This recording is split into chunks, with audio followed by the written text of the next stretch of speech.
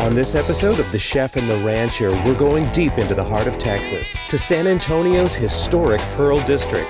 There we'll find a chef with a flair for responsibly sourced food, and we'll discover the two meanings of the word cured.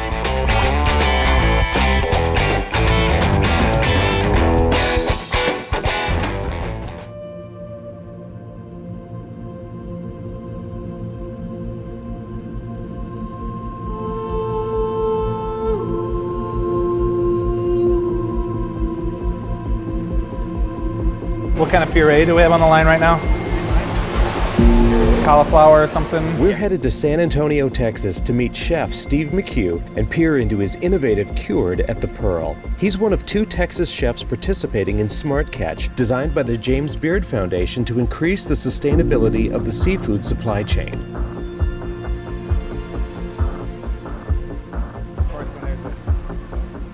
Steve McHugh arrived in San Antonio with his wife Sylvia in 2010 so that he could assist with the opening of Luke. Prior to this, Steve studied at the Culinary Institute of Hyde Park in New York. From there, he moved to New Orleans and worked in some of the top kitchens of that city for over a decade. When the McHughs arrived in San Antonio, they met with the developer of the Pearl District. He was still trying to determine if the broken little 109-year-old building that had served as the Pearl's administrative center still had a life. When they decommissioned Pearl and shut it down, they just turned off the lights one day and walked away. But this back room was more reflective of the way that we found the building. The trusses and the wood ceilings are exposed. There's still plaster on the walls in different states of decay. Sylvia saw the building, and she had a hunch that it did.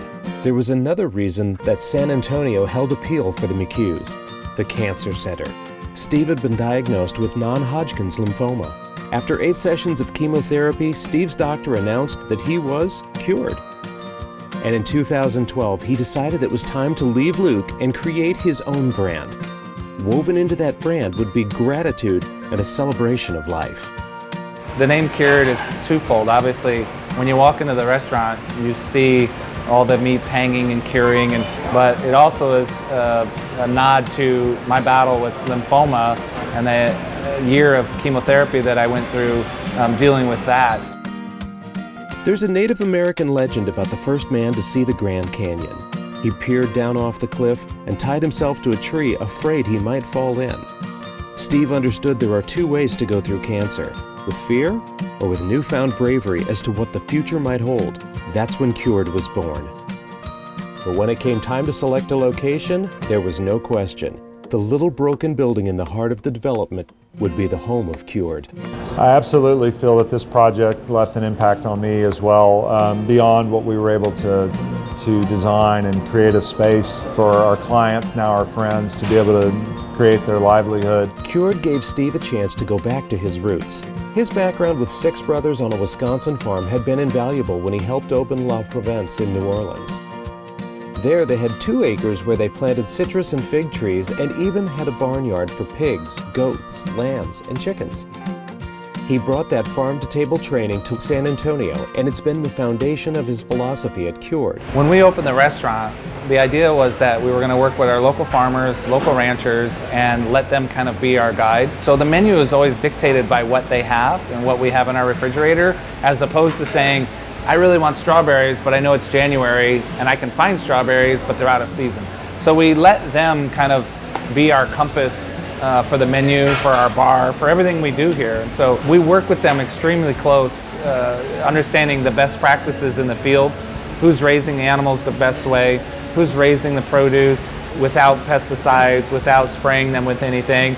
And that's the people we want to work with. That's the people we want to support, because in turn they're supporting us. He believes in the complete utilization of his sourced inventory. What I've learned in this whole process is we treat the fish just like we treat our ranched animals. We buy the whole fish, we utilize the whole thing, we use the bones for stocks, we'll use the collars for dishes, the bellies will cure and cut them up like bacon. Cured's team salts and cures parts of the animals on site in a 9-foot by 11-foot glass and metal curing case.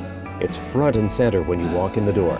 And I think the thing I learned the most about it, and that we've tried to continue on in our work, is this collaborative process from the beginning, getting as many people to the table as soon as possible. Steve's dedication to that kind of collaboration carries through every part of the restaurant, where his relationship with his suppliers is designed to showcase the value of what they do. And this whole dynamic is a relationship between chefs and ranchers, because it's not how cheap can I buy it, how high can I get it for, but how do we do it together? Steve's dedication and commitment have paid off. From 2016 through 2019, Steve has been a James Beard finalist for Best Chef of the Southwest. And when you understand the James Beard Foundation, it's all the more impressive.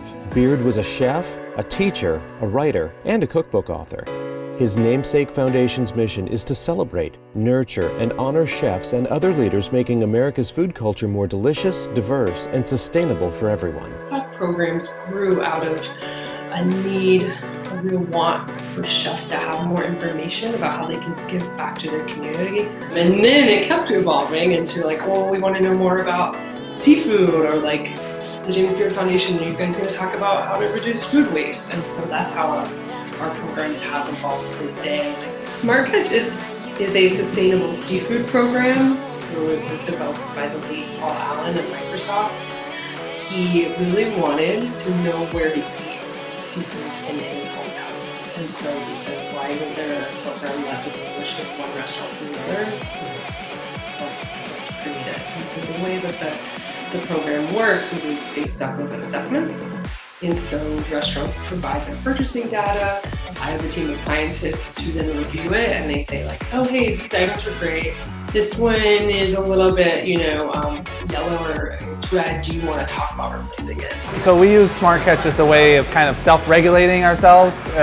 It's basically an accountability program that helps us understand the types of seafood or fish that we're buying and how we can be better about it. Our main goals in the program are to remove red listed items. And then the second goal is a little more fun. It's promoting diversified, invasive, underutilized type of fish so that we can eat more. We can eat more than tuna, shrimp, and salmon. There's a lot of fish in the sea, and we also a lot of fish being farmed in a really responsible way. An example of a species that I've never used before is the golden tilefish, and it was one that my seafood rep introduced me to as a bycatch of snapper boats, and it's an amazing fish. It cooks up really well. It's amazing flavor, and we love using it. And I can get it at a really good price because it's one of those throwaway fish that nobody wants. The first thing I was like, these chefs aren't going to be able to complete this information just on their own. There's no, they don't have time. It's confusing. We have it's a spreadsheet. There are a few different tools they can use, but it's a lot. And there's, if you try and in this one particular drop down with shrimp, there's 60 different species, and it's just, it just wasn't very chef friendly because scientists on one side and chefs on the other. So it's my job to kind of meet in the middle. So I represent Minamoto Foods in Austin, Texas.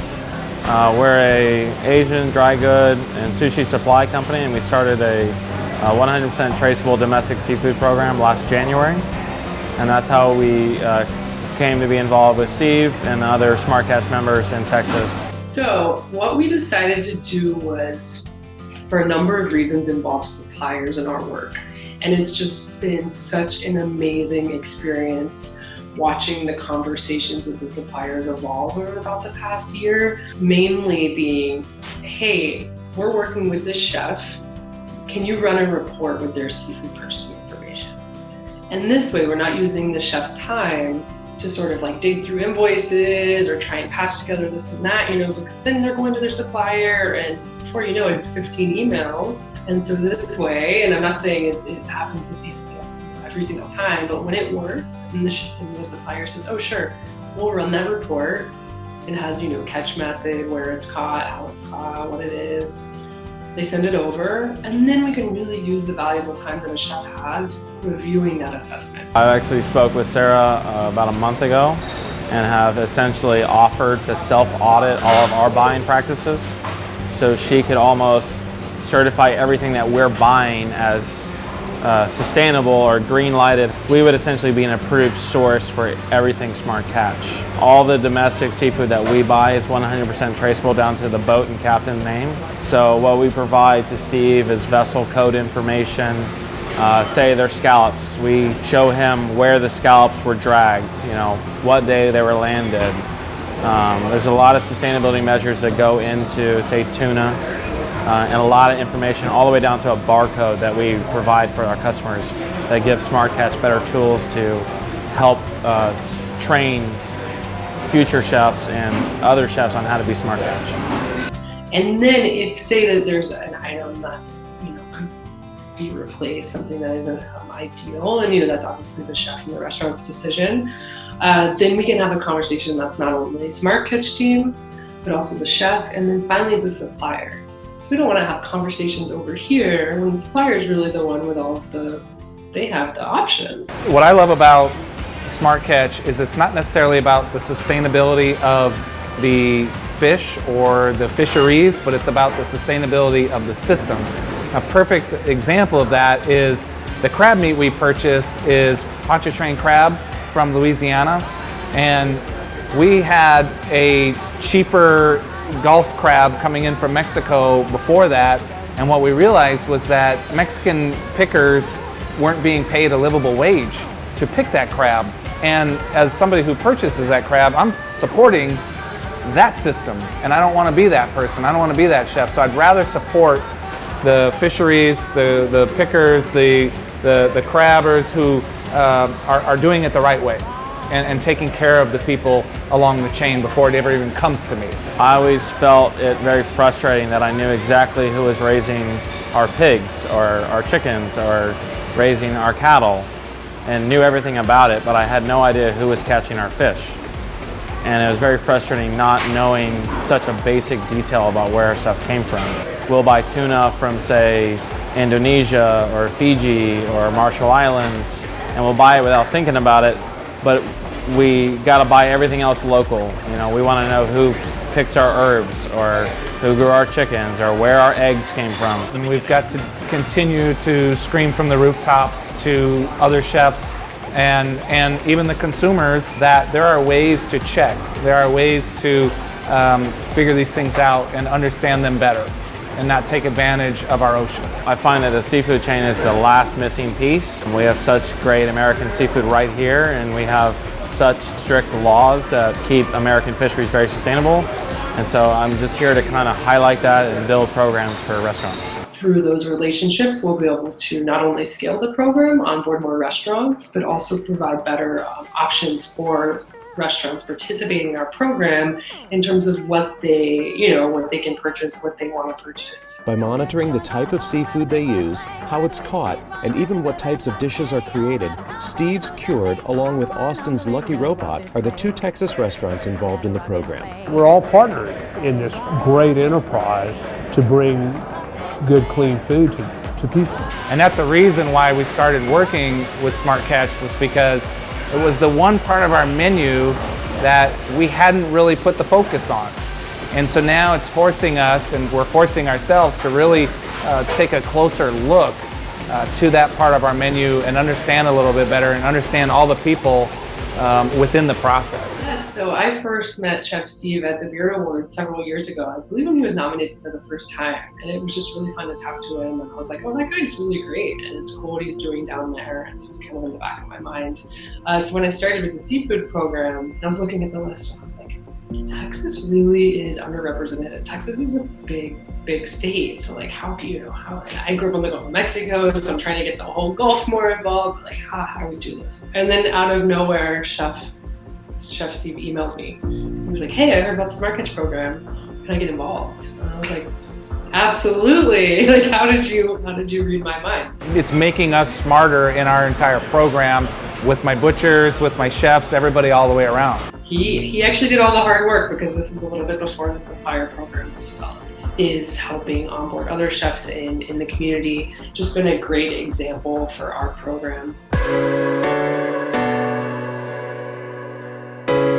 Scallops, beautiful little U10 scallops that we've taken out of the shell. Now we're gonna make a nice little ceviche dish. We got a little lemon juice and lime juice. And that's how we're gonna cook them, just like that. Just a little bit of that over the top. What are the other elements that we're looking at here? Habanero peppers, which I'm a huge fan of. People think of them as hot, and they are hot, but I think of them also as fruity. They've got an amazing fruitiness to them that I think lends itself really well to this dish. So I like to just beautifully place them. These are actually from a farmer's market that happens here at the Pearl twice a week. A couple little lime segments to accentuate that that cooking liquid. I got some beautiful micro cilantro.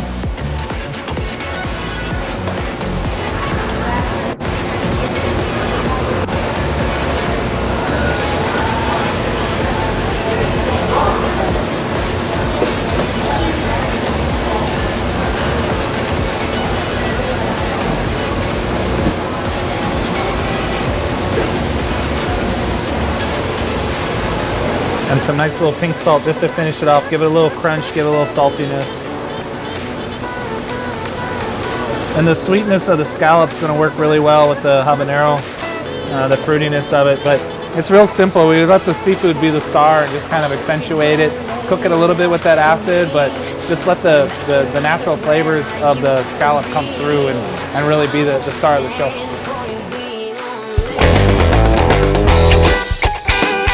They always save me one. Sometimes I eat it, sometimes I don't, but they know to save me one. The night they don't save me one is the night I walk over and go, hey, what's for Stephanie? I'm hungry. Oh, chef, it wasn't very good.